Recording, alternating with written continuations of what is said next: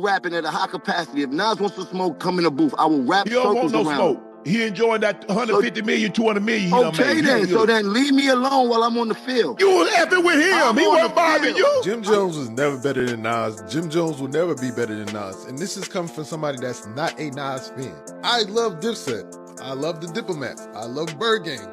But we not about to start rewriting history because Jim Jones got confidence. Know who Nas is. If he's 22, he's born in 03.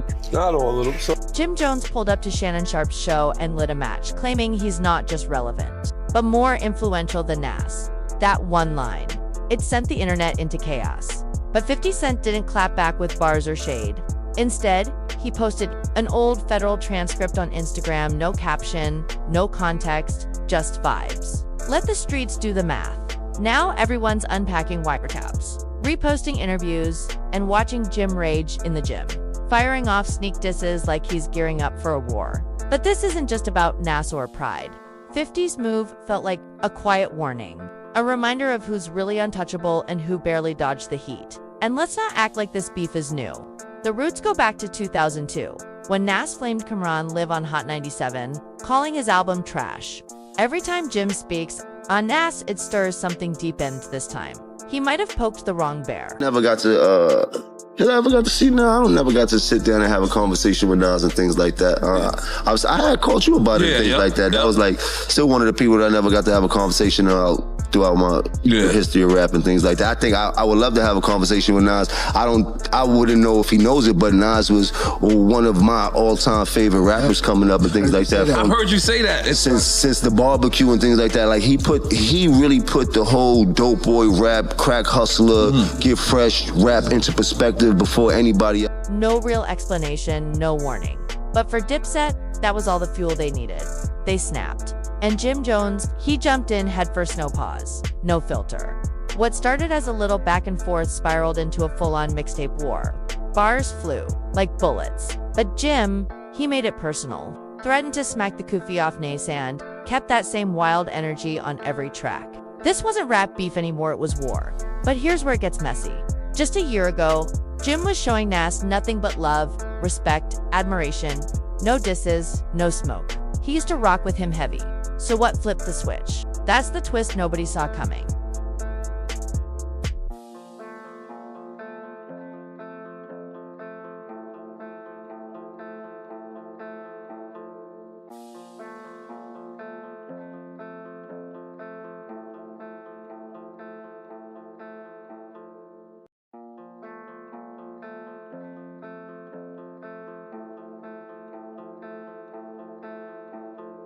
Somewhere along the line, that admiration Jim had for Nas flipped into full-blown shade. And it all bubbled over when Jim pulled up to Fat Joe and Jadakiss podcast. Now, Fat Joe, he lives to stir the pot. And Jim didn't shy away, he leaned all the way in, practically itching to go off. And oh, he did. Out of nowhere, Jim dropped one of the boldest hot takes in recent memory. He didn't just claim he's still relevant. He said he's more influential than Nas, the Queensbridge icon, the mind behind Illmatic, God's Son, King's Disease. The same man still selling out Madison Square Garden in his 50s. That line didn't just ruffle feathers, it lit the whole internet on fire. Remember, Nas' first record, The Barbecue, came out when I was in 11th grade. So Nas was my idol when I was young. Like you did, came to dressing, the wordplay, the music, everything. I was a superior Nas fan. Period. I'd never take that away from him. But then as I got in the game, you got to realize that your rivals would be idols, and not to take anything away from that, I developed my own style and my own lane that these kids start to gravitate towards the same way I gravitated towards Nas when I was younger and things like that. It's a whole different. That interview didn't just stir the pot, it flipped it, set the stove on fire, and let it burn. And before the smoke even cleared, Jim Jones was already back outside with more heat. Riding the wave of that viral moment, Jim pulled up to another platform, this time Nightcap with Shannon Sharpe and Chad Ochocinco. But if anyone thought he was showing up to walk things back, they were dead wrong. Jim came to double down. No apologies, no backpedaling. He leaned in harder. Shannon. He came in hot, calling it out from the jump. But just when it looked like Jim might ease off the gas boom, he dropped another wild take. Not only did he revive the old Dipset versus Nas beef from the early 2000s, he said he used to be a huge Nas fan. but now believes he's passed him in cultural impact. Jim Jones.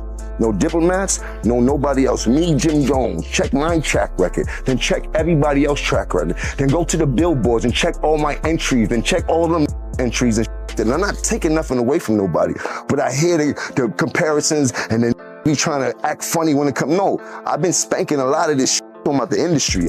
Jim gave Nas his fashion flowers, but circled back to say, he don't move the streets like me. Then out of nowhere, he started roasting Shannon's fit. Mid-convo. What began as hip-hop talk turned into a surprise-style war. Nas, and I don't care what nobody say. I know I made a little boo-boo when we talk about the sales and all this type of. I don't feel like getting into that rhetoric about where I started and where he started. Well, you said that bullshit. But listen, Nas was nice when I was in high school. When I was in 10th grade, Nas came out. Nas was dope. We appreciated him. He had a little bit. Ocho just sat back, chilling like a front row fan while Shannon and Jim went at it. Nas always came up second to Jay and DMX and all these other people. Like, ain't no shame in that. There a lot of them both came up second to Tom Brady. He never had that type of influence on us, except for his first album. I already told you, I used to want to dress like Nas because he had a lot of fresh clothes that the hustlers used to wear. And we used to see him on TV. He had one of the illest albums of all time. And then in high school when he had the barbecue and shit like that. So I'm a real fan of Nas, but he kind of lost me after Bell, the movie. It stopped feeling like a podcast and turned into a verbal boxing match. Then Jim snapped mid-Nas debate. 40 and 50-year-olds in their panties because I said I'm better than Nas. It don't matter. Look at you. Look at you. Nobody from Dipset gonna take you over Nas. Nobody from the Diplomats but you. That shirt too tight. Hold on, Jim. Hold on. That shirt too tight. Hold on. Jim. You want to go back to I Really Mean It? I Really Mean It started. We could go back to the history, bro. But you didn't even... Jim fired off, accusing Shannon of only bringing him on for clout and chasing views. Playing at a high level. You better check my record, you jumping up and I'm still playing at a high level. I'm rapping at a high level. You better check my stats, bro. I will run circles around Nas rapping right. I will run circles around Nas rapping right now. Right now, I will run Saturn around Nas right now. That's when Uncle Shannon snapped fired back. Ain't this the biggest podcast you ever been on? In that moment, the whole vibe shifted from a chill sit down to an all-out showdown. The biggest podcast you ever been on. The podcast you been on bigger than this one. Hold on. We on topic. Hold on. This is what I do. You see you in your feelings? When you get big, you get invited to Club Shay Shay. This is what I do. Nas get invited to Club Shay. Shannon turned into a full-on opponent host mode off, smoke mode on. When Jim doubled down saying he was better than Nas, Shannon didn't just pull receipts from the booth. He went for the Jim stats to hit him with, oh word. Let's see you prove it in the weight room. I'm bagging your clothes, big fella. You too big, man. You talk about you in the gym. Now you want to me to see me in the gym? Oh, we can do that. You like to talk that ish. Now come see me in the gym. We talking about working out. What we talking about? Working out or strength? What you talking about? Working out or strength? Work however you want to do it. We talking about since you got money. And we talking about put your money where your mouth feels. You talking about working out? I burn you. You talking about working out? I burn you. You talking about working out or strength? Because you probably can lift a lot more than me. Whatever. You're bigger than me. You're probably stronger than me. But if you talk about working out, I burn you. This ain't what you do. This ain't what you want. You are doing good when you talk about Nas and Jada. You don't want to see. Instead of clapping back at 50, Jim tried a lane switch, turned it into a fitness flex. He challenged Shannon to a full-blown workout war, hoping to outlift, outrain, outlast. But to most it felt like a dodge, like he was ducking the real smoke. Meanwhile, 50 was silent, calculated. That one federal file post, still echoing, and one name on that list, still hanging heavy in the air. While Jim sparred with Shannon, the comment section exploded. Fans couldn't believe a retired NFL Hall of Famer was the one riding hardest for Nas. One person wrote, Shannon did what Fat Joe and Jada should have done, Jones, you delusional. Shaw, thank you. And it's true, why were they quiet when Jim was wilding the first time? All while the chaos built. 50 Cent was just in the cut, watching it unfold, no noise, no captions, just plotting. Then, just when it seemed like it couldn't get messier, boom. Fans dug up an old clip and it was nasty. I can't, if it was like Jim Jones, imagine putting a pen to paper to write about him. He was so nice. He was so nice about him. How did you do that? What's the first sentence? What the fuck you ready to go, Jim?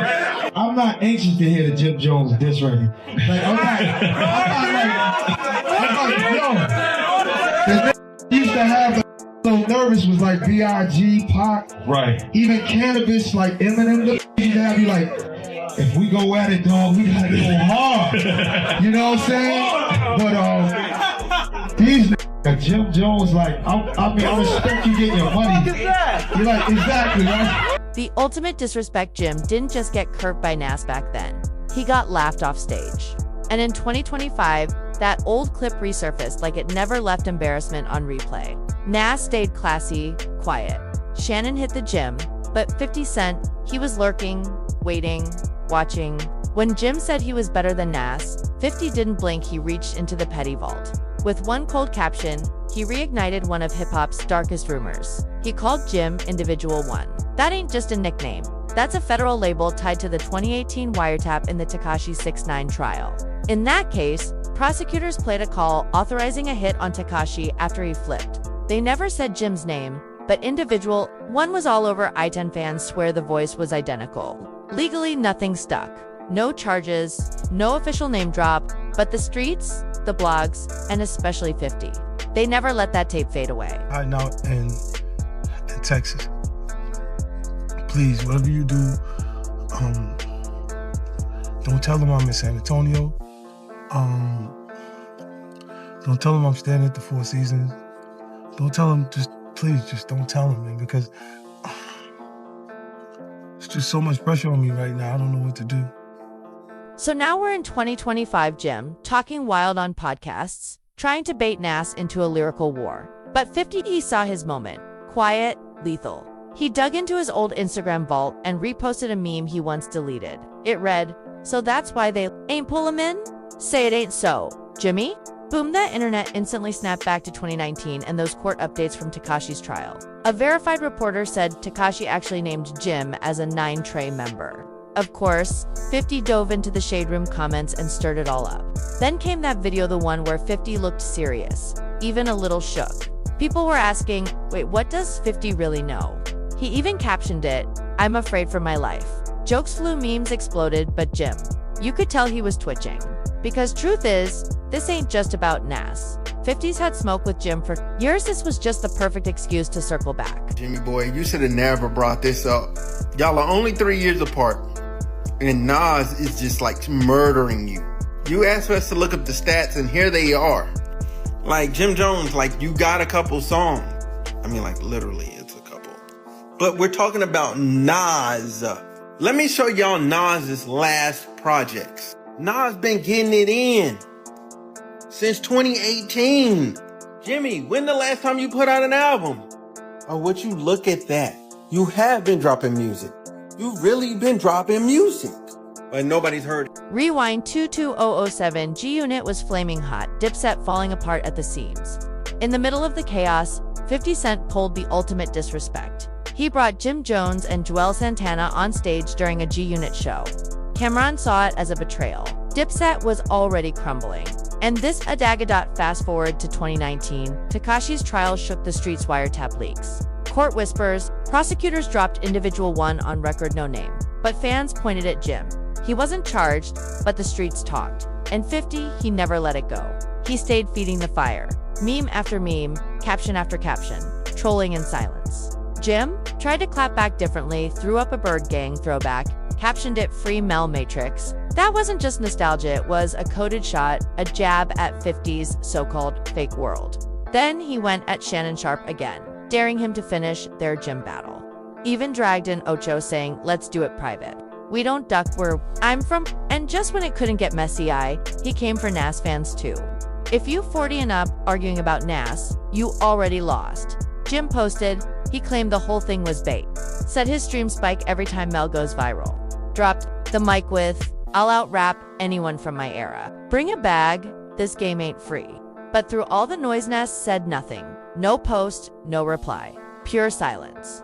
Jim's still barking, still baiting, still claiming more influence. But the fans? They're not buying it. They say he's loud, not legendary. And 50? Still quiet, still watching, still waiting. Because when 50 goes dark, that's when the real storm hits.